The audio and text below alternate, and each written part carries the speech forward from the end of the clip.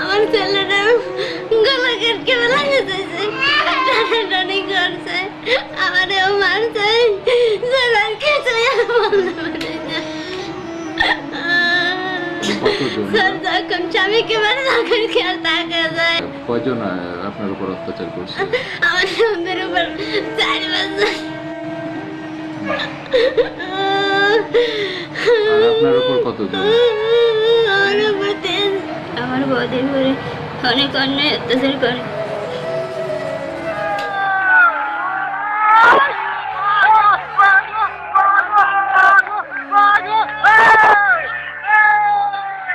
বলে কি হাত কেটে নেবো, পা কেটে নেবো, আর বলে কি যে তোরা ইন্ডিয়ায় দূরে যা, তো ফাঁসা লাতে তাড়াই দেবো। এখানে বসবাস করে যদি মেরে ফেলতো আমাদের, তারপরেও আমাদের খুব ভালো হতো। এই জীবিত রেখে মোরা চাইতে আরও আমরা এখন অসহায় পড়েছি।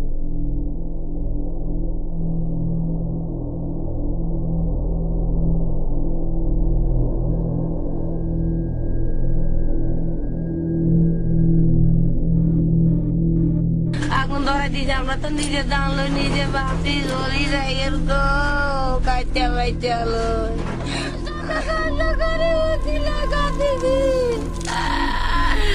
আমার কি গো বাবা, আমি এই মরুকে একটা বাচ্চা চালাইছি।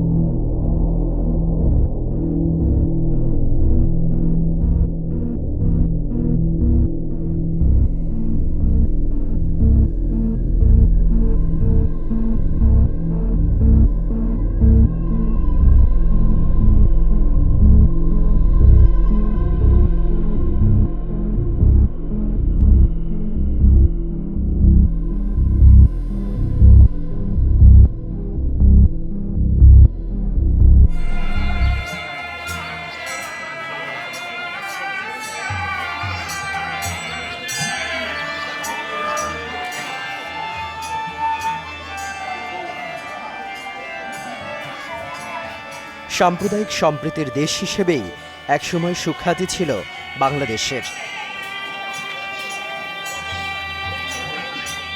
নানা জাতি ধর্ম বর্ণের মানুষের সরল সহাবস্থান এখানে।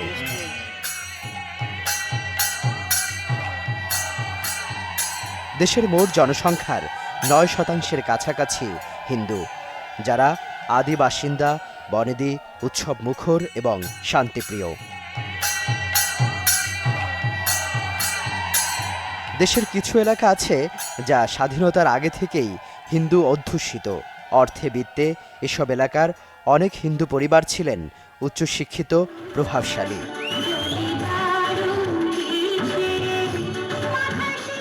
রাজনীতি, প্রশাসন, শিক্ষা, সামাজিক উদ্যোগে এই হিন্দু সম্প্রদায়ের মানুষেরাও গুরুত্বপূর্ণ ভূমিকা রেখে চলেছেন।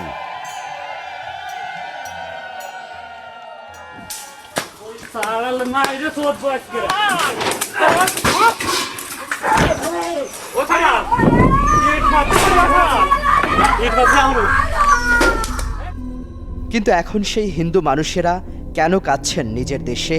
কেন এত বিভীষিকা জন্মভূমিতে? কেন এত শ্রেণীভেদ? কেন সংখ্যালঘু এই শান্তিপ্রিয় মানুষগুলোর উপর এত সহিংসতা? কারা করছে এসব? স্বার্থ কি তাতে? That the Hindus of Bangladesh continue to be victims of daily acts of murder, rape, kidnapping, temple destruction, and physical intimidation. This is what is left of a thriving Hindu village in southern Bangladesh. আন্তর্জাতিক গণমাধ্যমও বাংলাদেশের সংখ্যালঘু হিন্দু সম্প্রদায়ের উপর হামলার খবর এখন প্রায় প্রতিদিনই প্রচার করছে। অসহায় হিন্দু পরিবারগুলোর আহাজারিও সেখানে। Bangladesh National Human Rights Commission has said the attack on the Hindu community in Nasir Nagar there was planned and deliberate. 2 days after the anti-Hindu violence in eastern Bangladesh. It was a frightening day for Hindus in Brahmanbaria district. The latest victim of violence in Bangladesh targeting minority groups was a 60-year-old Hindu man. हाल के महीनों में बांग्लादेश में अल्पसंख्यकों पर हमलों की घटनाएं बढ़ती जा रही हैं। হিন্দু সংগঠনগুলোর গবেষণা তথ্যে উল্লেখ করা হয়েছে 2001 থেকে 2018 এই 17 বছরে হিন্দু সম্প্রদায়ের মানুষের উপর দেশে কমপক্ষে 20,000 অত্যাচার নিপীড়নের ঘটনা ঘটেছে। এতে নিহতের সংখ্যা 2,000-এরও বেশি।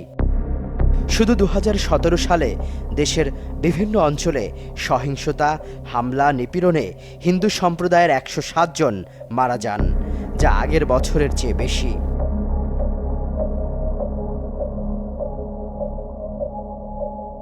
মূলত ক্ষমতার পালাবদল আর প্রতিপত্তি থেকেই হিন্দুদের উপরে যত আক্রমণ।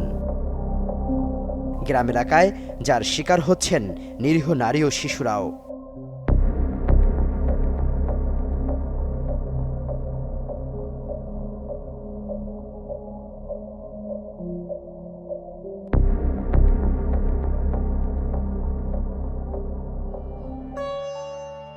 ওরা আমাকে ধরে নিয়ে যায় হাটখোলাতে নানান হাত্তা নাস্তা আমাকে করে। তারপরে আমাকে এইসব যে পূর্ণিমা রানী শীল সিরাজগঞ্জের একটি গ্রামে রাজনৈতিক প্রতিহিংসায় গণধর্ষণের শিকার হন তখনকার এই স্কুল ছাত্রী। দুঃসহ সেই যন্ত্রণা তাড়া করে ফিরছে তাকে।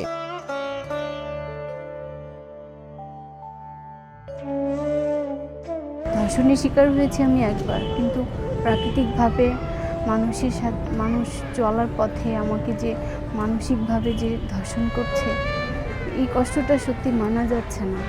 এই কষ্টটা সত্যি বয়ে বেড়াতে পারছি না। এই মুহূর্তে যে কি কষ্ট আর কি যন্ত্রণা বয়ে বেড়াচ্ছে তা শুধুমাত্র আমি ছাড়া আর কেউ জানে না। কেউ বলছে ঘর থেকে বেরোছো কেন, তোমার শরম করে না? আমরা ভিকটিম হয়ে কি শুধু কান্নাই করে যাব? আমাদের কি কোনোদিন হাসি ফুটবে না মুখে? এই পথটা এখনো খুঁজে পাই। বাংলাদেশে হিন্দু সম্প্রদায়ের উপর রাজনৈতিক ও সহিংস এসব ঘটনাকে মানবাধিকারের চরম লঙ্ঘন হিসেবেই দেখছেন হিন্দু নেতারা। বিএনপি প্রচার চালাতো বা জামাত প্রচার চালাতো যে বাংলাদেশ হিন্দুদের দখলে চলে যাবে, ভারতের হিন্দুদের দখলে চলে যাবে, বা এভাবে এই নির্বাচন আসছে হিন্দু নির্যাতন, কোর্টে সাইদের বিরুদ্ধে রায় দিয়েছে হিন্দু নির্যাতন, মানে এটা পূজা আসছে হিন্দু নির্যাতন। 1991 সালে বিএনপি গভর্নমেন্ট আসলো, বিএনপি জামাতরা আসলো, তখন তো আপনারা জানেন যে সারা বাংলাদেশে বিশেষ করে ভোলাতে এত নির্যাতন নিপীড়ন হয়েছে। আওয়ামী ঘরানার যে সমস্ত বুদ্ধিজীবীরা এরা সেটাকে নিয়ে ব্যাপকভাবে প্রচার করে তাদের রাজনৈতিক সুবিধা নিয়েছে।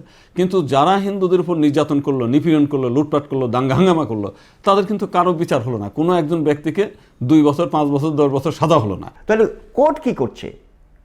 আমাদের আদালতগুলো কি করছে? আদালতগুলো এগুলো দেখবে না? এখানে তো আদালতগুলো দেখছে না। মৌলবাদীকে প্রশ্রয় দেওয়া, এটা কি আদালতের উচিত? এবং দেখা গেল যে এই নির্যাতনের ফলে ধারাবাহিকভাবে, যেটা আবুল বারাকাত বলেছেন যে প্রতিদিন গড়ে 632 জন হিন্দু কমে যাচ্ছে এইরকম ধারাবাহিক নির্যাতনের কারণে। অথচ যারা নির্যাতন করছে তাদের কারোর বিচার হলো না। দেশীয় আন্তর্জাতিক সংস্থাগুলোর গবেষণা রিপোর্টে 2018 সালে সরকার দলীয় নেতাকর্মী সহ বিভিন্ন সংগঠন ও উগ্রপন্থীদের দ্বারা হিন্দু সম্প্রদায়ের উপর হামলা, লুটপাটের 1992টি ঘটনা ঘটেছে। বহুল আলোচিত এই বছর জুড়েই দেশের নানা প্রান্তে সংখ্যালঘু এসব মানুষের উপর ঘটে যাওয়া সহিংসতায় উচ্ছেদের শিকার হন 217টি নিরীহ হিন্দু পরিবার। এখানে কোনো মুসলমানের বাড়ি তো আক্রান্ত হয়নি। এইখানে আমরা দেখেছি এখানে কোনো অন্য কোনো সম্প্রদায়ের বাড়িতে আক্রমণ হয়নি। সবগুলো আমি একে একে বলতে পারি, সবগুলো হলো হিন্দুদের। মোহিনী বর্মন, তারপরে মোহিনী রায় ওরফে কালটু, তারপরে এটা হলো রামপাল অধিকারী, এটা হলো রতনচন্দ্র রায়, এটা হলো অমূল্য বর্মন, এটা হলো গণেশ সরকার, আর এটা হলো নরেশ বর্মন, আর এটা হলো অর্জুন সরকার। ঠাকুরগাঁও, সবগুলো ঠাকুরগাঁও। তাহলে পরপর এই ঘটনাগুলো যে হচ্ছে, ওদের কথায় আমরা বুঝতে পারছি ওরা সিকিউর না। 3000-এরও বেশি নারী ধর্ষণ করেছে। তো তারা আসলে প্রকৃত এখনো কেউ ওই মামলার আলোর মুখ দেখেনি। উস্কানি দিয়ে নানাভাবে হামলা চালানো হয় 131টি মন্দিরে, ভেঙে ফেলা হয় দেবদেবীর মূর্তি, অপহরণের শিকার হন 28 জন নারী পুরুষ। হিন্দু বসতিতে 2018 সালের 11 মাসে 29 জন হিন্দু ধর্ষণের শিকার হন। ধর্ষণের পর হত্যা করা হয় 4 জনকে। ভয়ভীতি দেখিয়ে 2018 সালে ধর্মান্তরিত করা হয়েছে হিন্দু সম্প্রদায়ের 28 জনকে। স্বাধীন সম্প্রীতির দেশ হলেও ভিন্ন ধর্মীয় নেতারা তাদের সমাবেশ বক্তৃতায় প্রকাশ্যেই বিদ্বেষ ছড়াচ্ছেন, উস্কানি দিচ্ছেন হিন্দু সম্প্রদায় ও তাদের ধর্মকর্মের বিরুদ্ধে। ওই ছবি মূর্তি আবার আপনি মুসলমানের বাচ্চা হয়ে ঘরে ঢুকিয়েছেন, ওই ছবি মূর্তি আবার আপনি শোকেজে সাজিয়েছেন। আপনার গোশতের মধ্যে ঢুকে আছে মূর্তি ভাঙা নীতি, আপনার রক্তের মধ্যে ঢুকে আছে মূর্তি ভাঙা নীতি। আপনি মূর্তি ভাঙা জাতি, আপনি মূর্তি ভাঙা সম্প্রদায়, আপনি মূর্তির উপরে লাথি মারা সম্প্রদায়, আপনি মূর্তিকে মূল্যায়ন করেন কি করে? তুমি ছাড়বে না কোনো ছবি মূর্তি, সবকে ভেঙে চৌচির করে দাও। হিন্দুদের নিয়ে ভুল তথ্য বা বিভেদমূলক তথ্য ছড়ানো হয় প্রতিটা ওয়াজ মাহফিলেই দেখা যায়। বিভিন্ন জায়গায় আপনার ওয়াজ মাহফিলে মানে ইনটলারেন্ট কতগুলো কথাবার্তা বলা হচ্ছে, বিশেষ করে ধর্মীয় উন্মাদনা। আমি বলবো এদেরকে অন্যান্য মুসলমানদেরকে, যারা সহজ সরল মুসলমানদেরকে উত্তেজিত করে অন্য আরেকটা সম্প্রদায়ের বিরুদ্ধে এই কথাগুলো বলা হচ্ছে। যারা ওয়াজ মাহফিল করে বিভিন্ন সময় মানুষকে উস্কিয়ে দিচ্ছে, এটার জন্য তো রাষ্ট্রের দায়।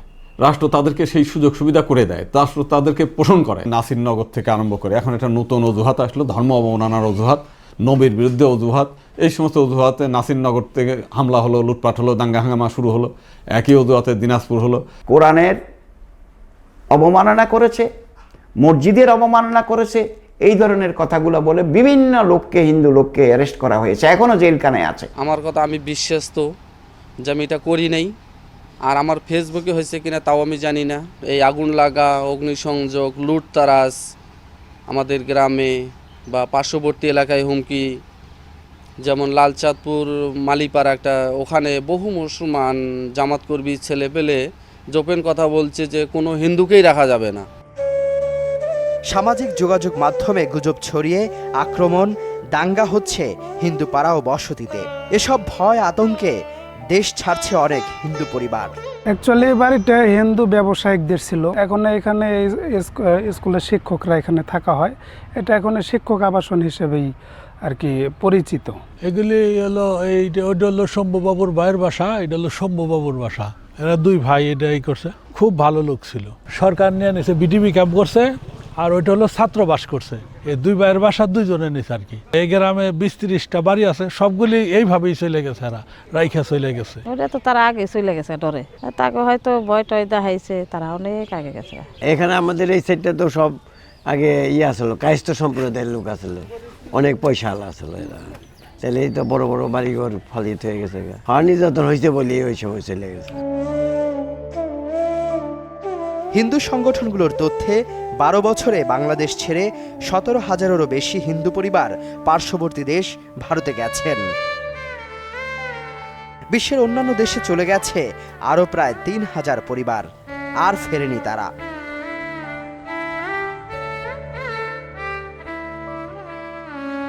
যে কোনো একটা ফ্যাক্ট ফাইন্ডিংয়ে গেলেই হিন্দুরা বলে আমরা ভারতে চলে যাব।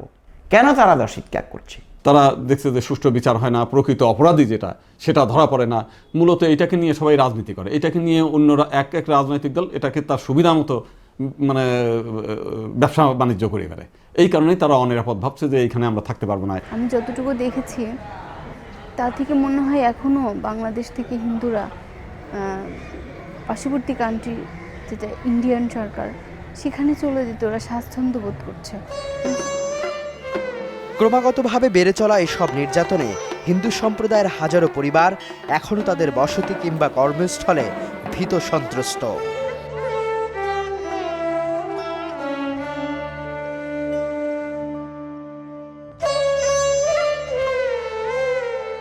ইভেন বিএনপির আমলে, জাতীয় পার্টির আমলে এবং বর্তমান সরকারের আমলেও একই অবস্থা। সৃষ্টি হয়েছে। ধর্মীয় দলগুলো ডাইরেক্ট আমাদের অত ক্ষতি করে নাই, যতটা ক্ষতি করছে হচ্ছে মুখোশধারী অসাম্প্রদায়িক দলগুলো।